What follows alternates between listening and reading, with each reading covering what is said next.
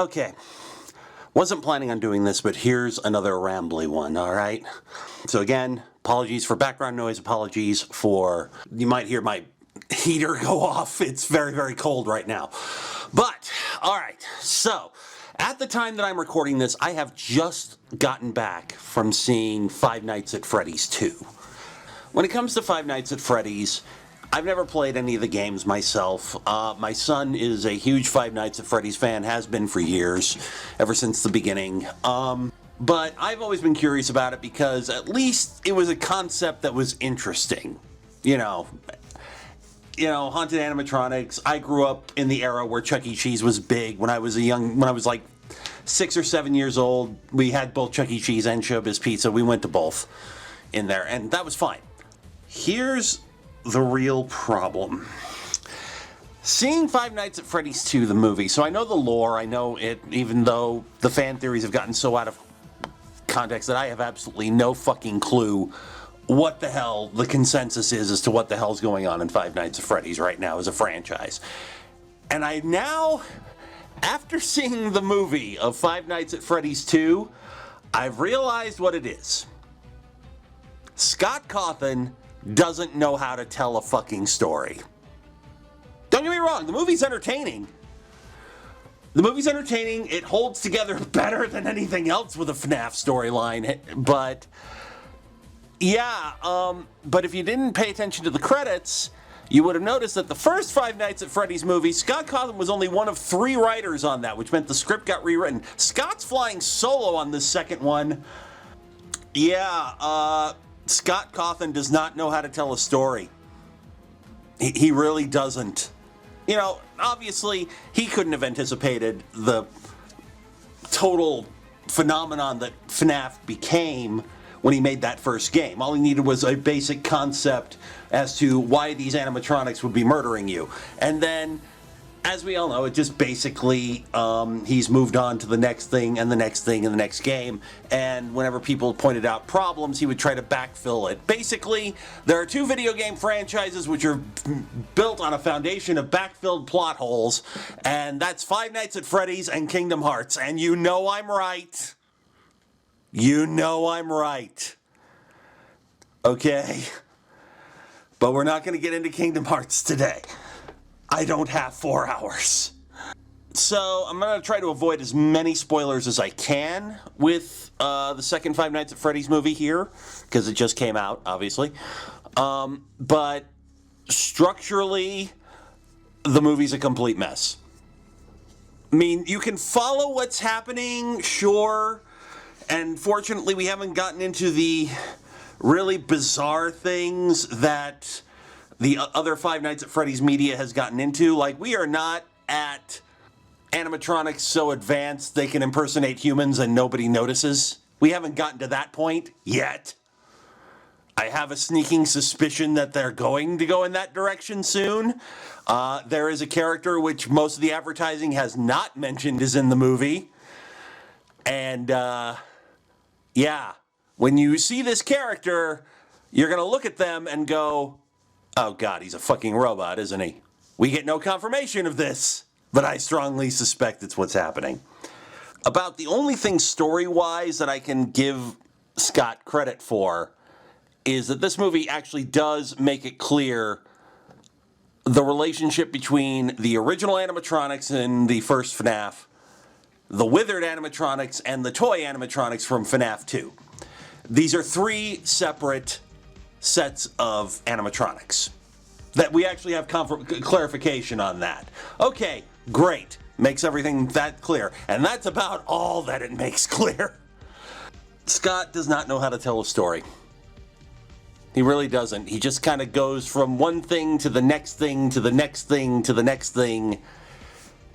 He moves from set piece to set piece to set piece, and the connective tissue is very, very tenuous. Like, really, really tenuous. It's just very, very strange. It's a very weirdly put together movie. It's being carried primarily, once again, by the fact that it has a fairly decent cast. Just about everybody in this movie is too good to be in this movie, quite honestly. So it's very well cast. The actors are game. They're doing their damnedest with what they've got, and yeah, it makes a hell of a lot more sense than the game does. But it's really hard to talk about this without going into spoilers. The main problem is that there's a bunch of set pieces, yes, but they don't really connect all that well, and the rules for how ghosts work in the movie version of this franchise it's unclear.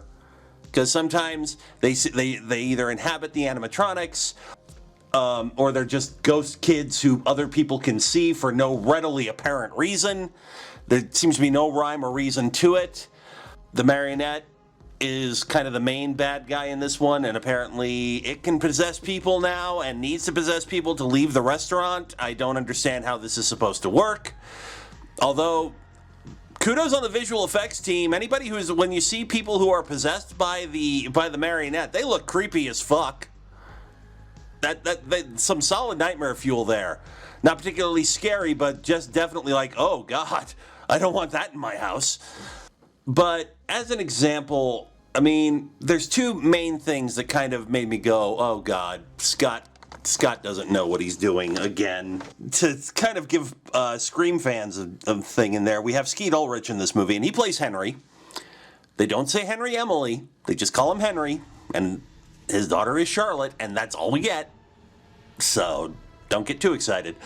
But he's there, and basically Mike Schmidt, who's our main character, played by Josh Hutcherson, he finds a flyer in the movie with a phone number about the truth about Freddy's, because apparently in the 2 years between the first movie and this one, Mike's evil aunt kind of spewed about everything that was going on, and that like resurged an interest in Freddy's, and so now we have Faz Fest going on, which is like a big plot point that amounts to nothing. Seriously, nothing. I don't know why Faz Fest is in this movie. It's like made up as this big deal, and you think and the trailers make it look like, oh, the animatronics are going to run rampant at this community fair thing, and no, they don't. They just don't. Faz Fest is a big thing that goes nowhere. It literally goes nowhere. It's like, why did you even have this in the movie? Why are you just not doing why is this here? It makes no sense. Makes absolutely no sense for Faz Fest to be a thing in this movie. So there's a third thing that I wasn't considering, but here we go. So, Skeet Ulrich is playing Henry. So apparently at some point in the movie, Josh calls this number that's on here, and he meets up with Vanessa later and tells her that, he called the number, and the guy on the phone told him about his daughter Charlotte, who was killed at the original Freddy Fazbear's location. And yeah, and that's basically all the information we needed. And then about 2 or 3 scenes later, he's going to see Henry in person. Why? You gave all the information that he needed. The only reason he goes there is to get the inklings of information that Henry's got some sort of connection to William Afton, and to get a music box that's gonna, repel the marionette, because apparently it puts it to sleep and puts Charlotte to sleep, and that's why nobody's heard anything from her for years. Even though it makes no goddamn sense. I guess you could say that Vanessa was going back and resetting the music box that was there originally before it got destroyed, and that's what let the puppet out, and so on. Either way, it just kind of gives him that music box, and that's the only reason he has to be there physically. And I'm thinking, and when I saw that, I was like, you couldn't have just not had the scene where Mike tells Vanessa he called the number already? He couldn't just, go to the guy's house and then we could find all this information? It'd be a hell of a lot more interesting. Bad storytelling, that's what it is. You have redundant scenes about Henry, and it just feels like either one scene or the other was tacked on because somebody wasn't paying attention. I don't know. It's weird. I don't know why he did that. And then the other thing is, the movie just ends. When it gets to a certain point, it just stops. It's like, it seems like it's building up to like it was a third act twist, but then it cuts to the credits. So I'm like, wait a minute, hang on, that's it? That's it? That was our climax? Because it certainly didn't feel like one. It really didn't. Nothing is resolved. Absolutely nothing. Absolutely nothing is resolved in this movie. It really isn't. A few things are resolved, a few dangling things from the previous film are resolved, but the main thrust of the plot of this movie? No. No, it just stops. It just stops, plays the credits, we get our little setup for FNAF 3, which I guess they're super confident is going to happen.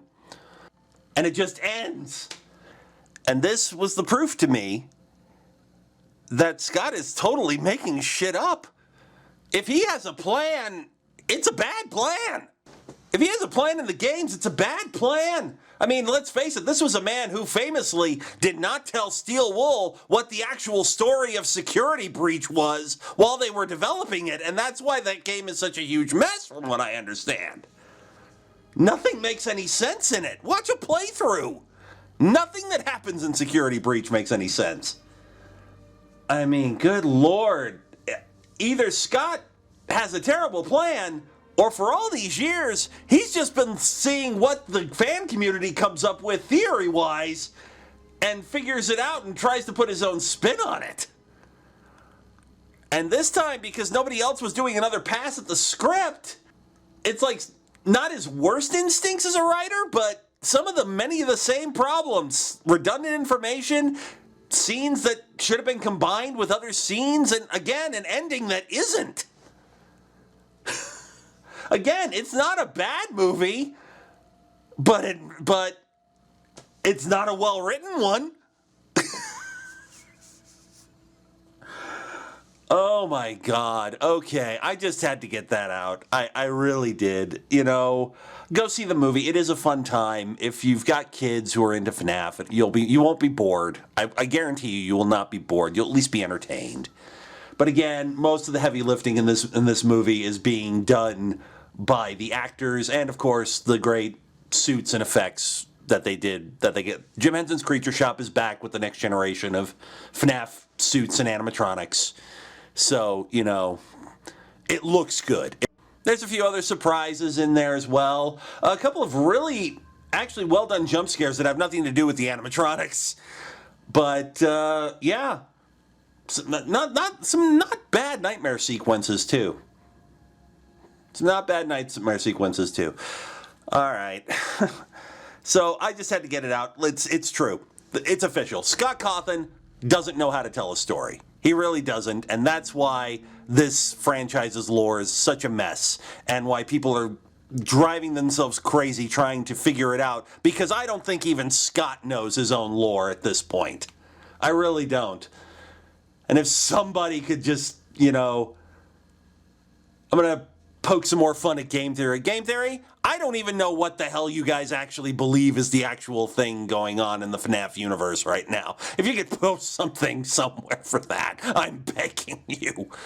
Because we are so off the rails at this point, both in the movies and the series. I am actually looking forward. I hope there is a third movie, because I want to see where they go from here.